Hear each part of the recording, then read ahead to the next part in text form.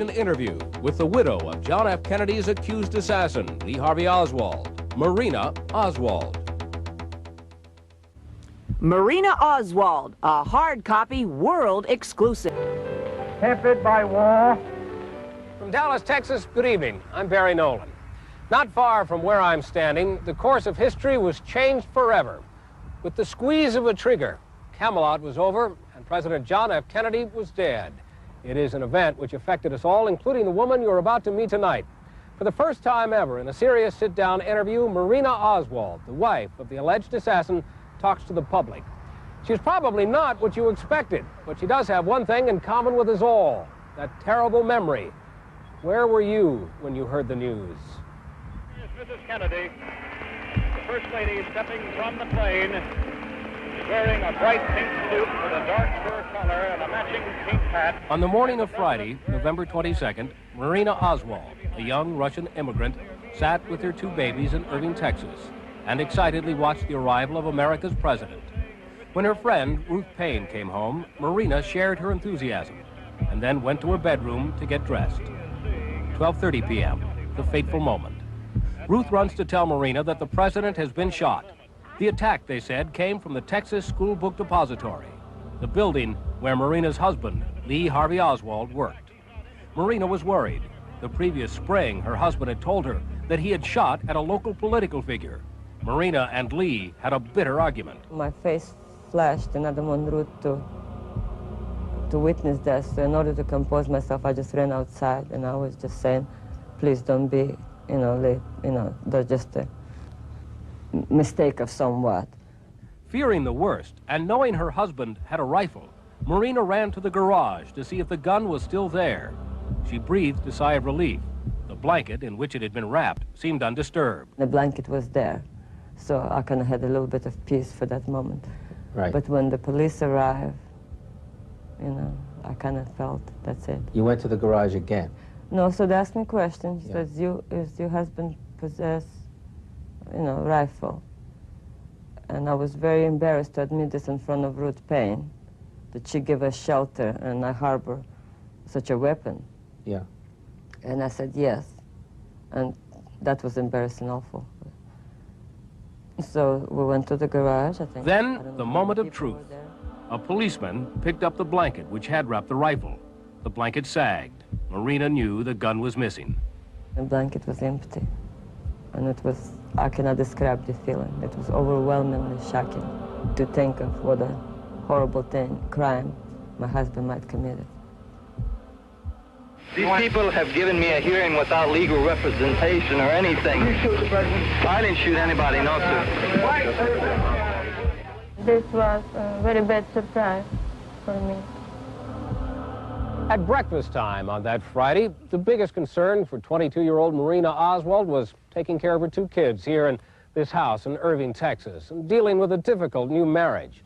By lunchtime, she had heard the awful news from Dallas, and shortly after 3 o'clock that afternoon, when she left that driveway in a police car, this most unlikely of characters had been thrust into the spotlight in one of the most tragic dramas ever acted out on the stage of world events.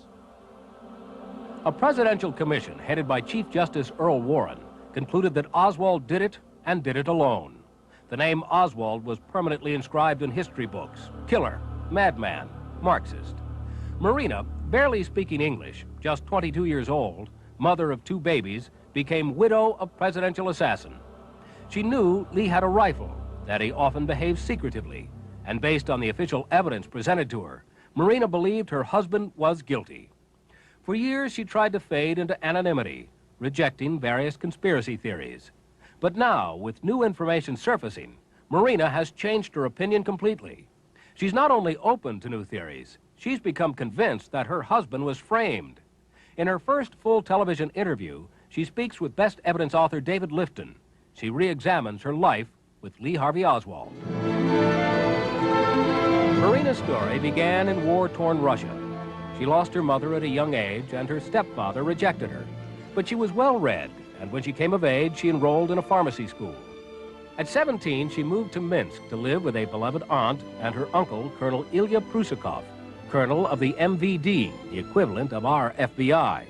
When she was 19, Marina went to a dance. and her life was changed forever. My aunt pushed me out of the door. She said, boy, you spent only 2.5 hours in front of the mirror. Don't you think you better go? I said, well, I don't want to go. So I went, and I wasn't expecting to see Lee or any American for that matter. A small town of Minsk, are you joking? His name was Lee Oswald. He was an American working in a radio factory in Minsk. Remember, if you see anybody suspicious, sit down beside another passenger.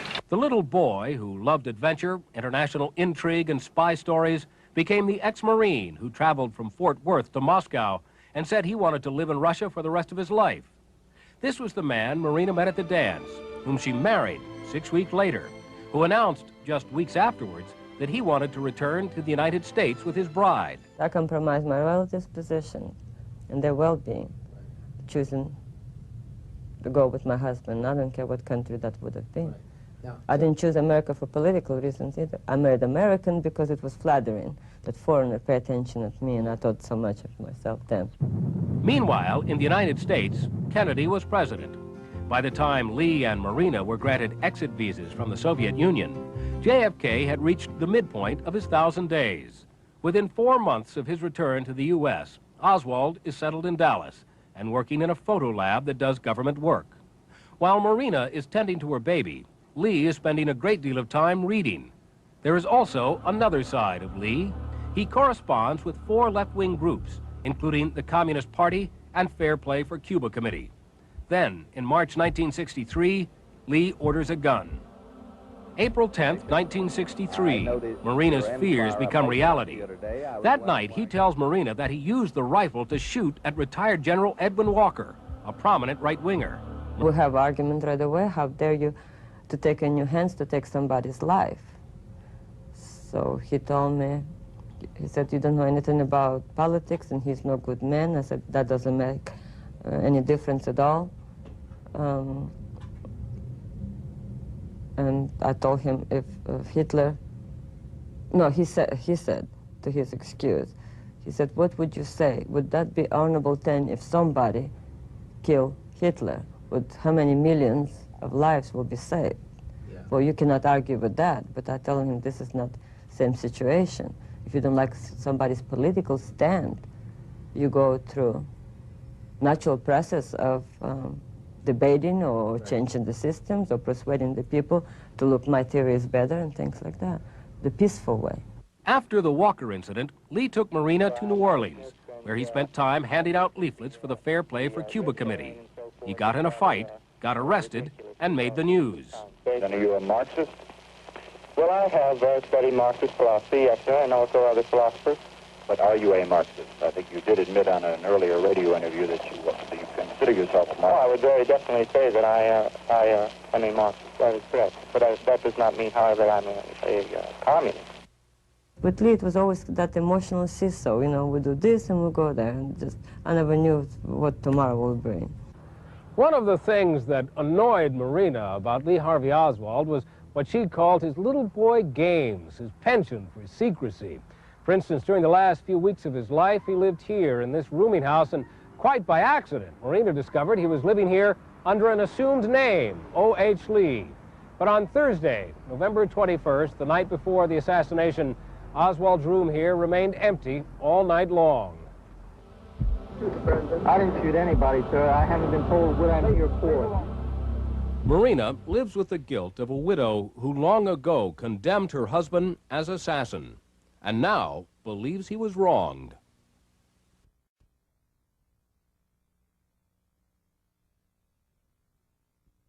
Because of my want for Lee to be innocent, and I have to dissect every theory more scrupulously than anybody. David Lifton's theories may sound far-fetched, but after 15 years of research, his book, Best Evidence, has become a bestseller.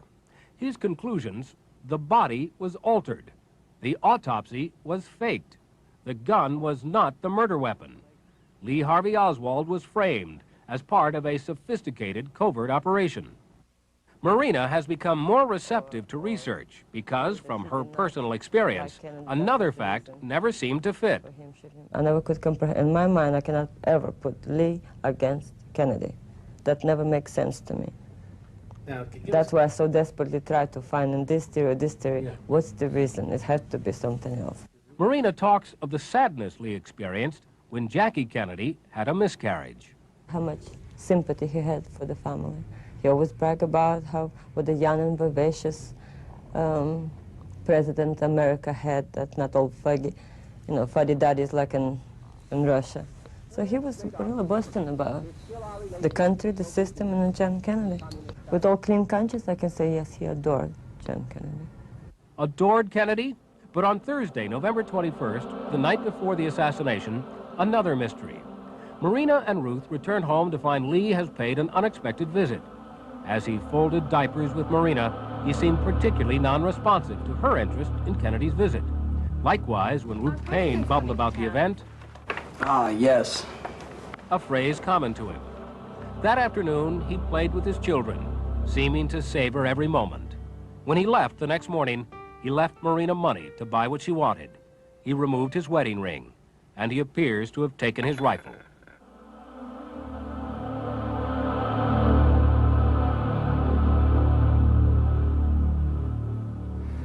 "27 years ago, this is where it was all supposed to have happened. Today, it's a museum, but according to official history, on November 22nd, 1963, this was a sniper's nest, where Lee Harvey Oswald fired 3 shots, one of which killed the president.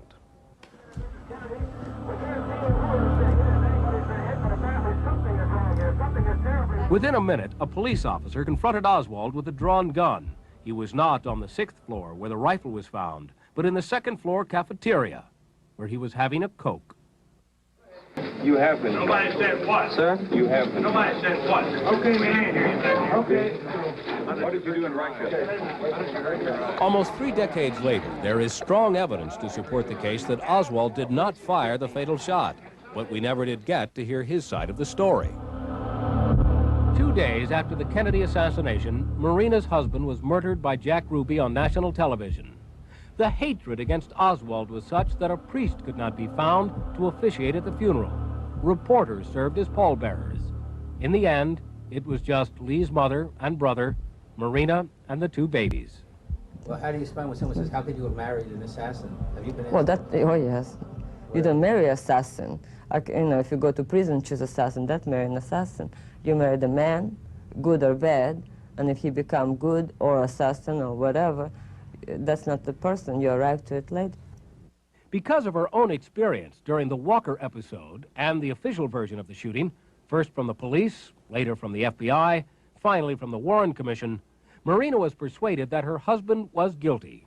So they asked me, Mrs. Oswald then, with all the evidence before you, what would your conclusion be? Guilty or not guilty? Guilty. Answer yes or no. So I so desperately want to say no. But the overwhelming evidence that it was to go by was that he's guilty. So between those 2 choices, I have only one, to say guilty. Marina, do you believe that your husband killed President Kennedy? I don't want to believe, but I have too much facts, and facts tell me that Lee shot Kennedy. It's been a long psychological journey for Marina Oswald. I went through a range of emotions, guilt, try to prove that I'm worthy of this country, try to go backwards to please people that I even don't want to please, just to show, please like me, I'm okay. The widow of Lee Harvey Oswald continues her story in a moment.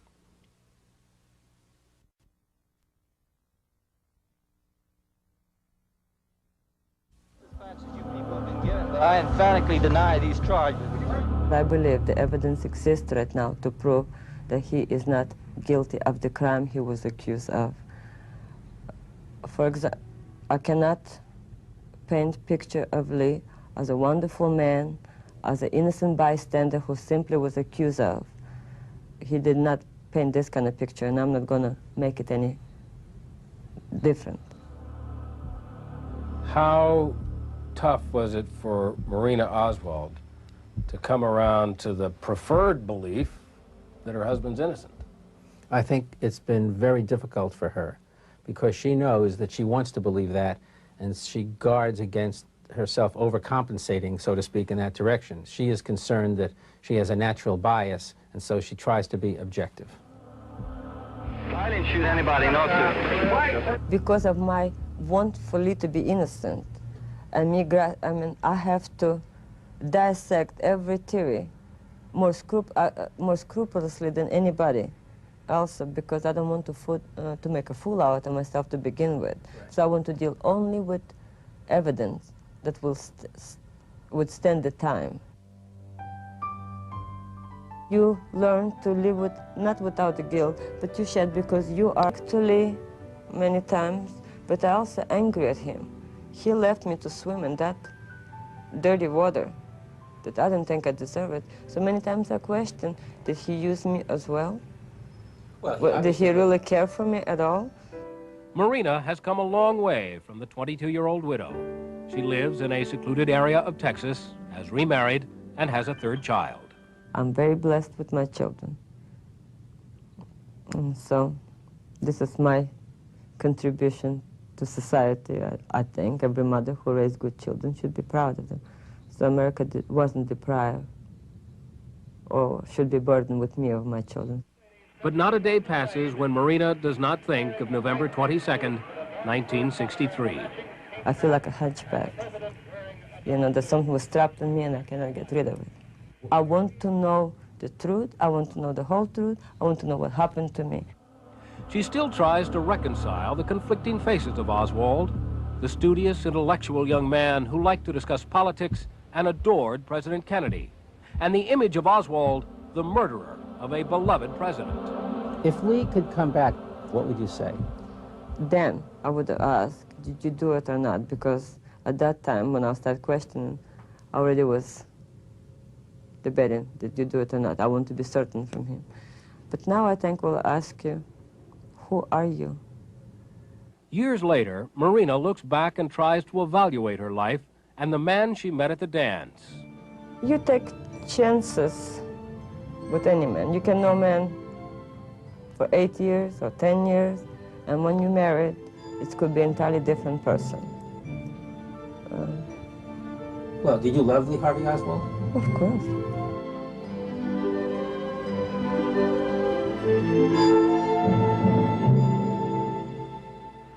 It is in the nature of human beings to want to know things with great certainty, to want to know exactly what was going on in Lee Harvey Oswald's life, precisely what happened on that day in Dallas. How frustrating to wonder what America would be like today if Kennedy had lived. What must it be like then for Marina Oswald to wonder what her life would be like today if she had chosen not to go to that dance so long ago where she met a young man who changed her life forever? I'm Barry Nolan. Good evening.